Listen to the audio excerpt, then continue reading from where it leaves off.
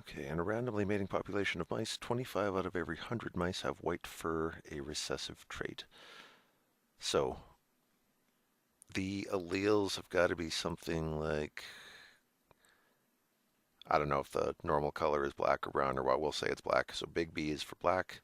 The recessive trait, little b, gives us a white mouse in the homozygous condition. And let's get the Hardy-Weinberg equations down because they give us a way to organize our information. B squared plus 2pq plus q squared equals 1, and p plus q equals 1. I will put that underneath. That's what I've been doing all the other times. So, what are they giving us here? 25 out of every 100 mice. They're not talking about alleles here. They're talking about actual individuals, so we're getting a number for the top.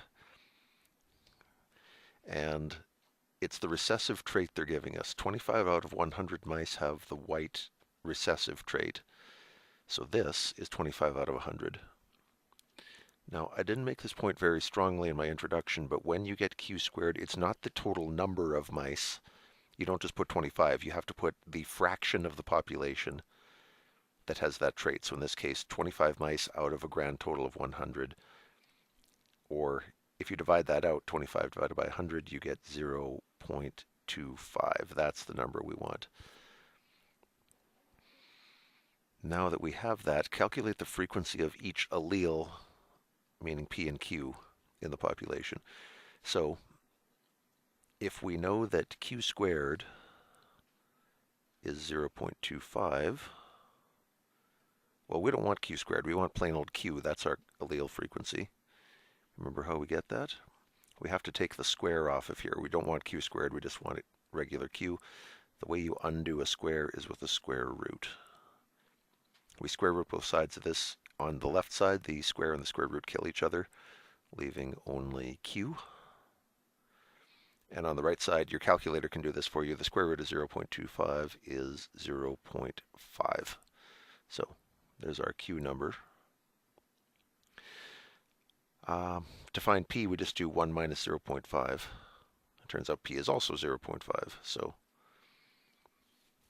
allele-wise, this population is half and half.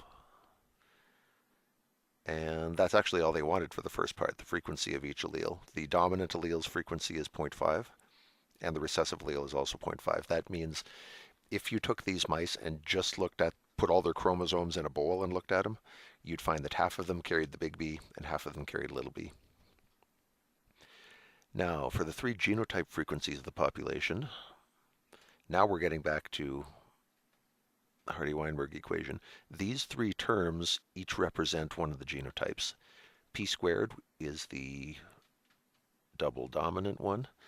PQ is the heterozygous one, and Q squared is the double recessive one. And we can calculate those easy enough. P squared would mean 0.5 squared, which is 0.25.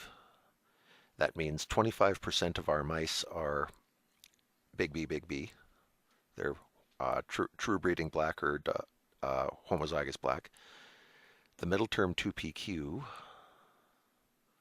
that's 2 times P is 0.5, Q is also 0.5.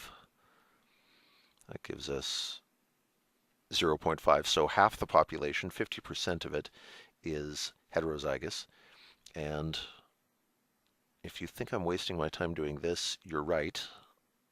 And we'll talk about why in a second. We can find Q squared by doing 0.5 squared. And that comes out to 0.25. But they gave us that already, didn't they? They started the problem by saying that 25% of the mice, or 0.25 of the mice, had the recessive trait. So we just found that again. And of course, we get the same result. But we needn't have done this calculation. We could have just recalled that you said at the very beginning, 25 out of every 100 mice have the recessive trait.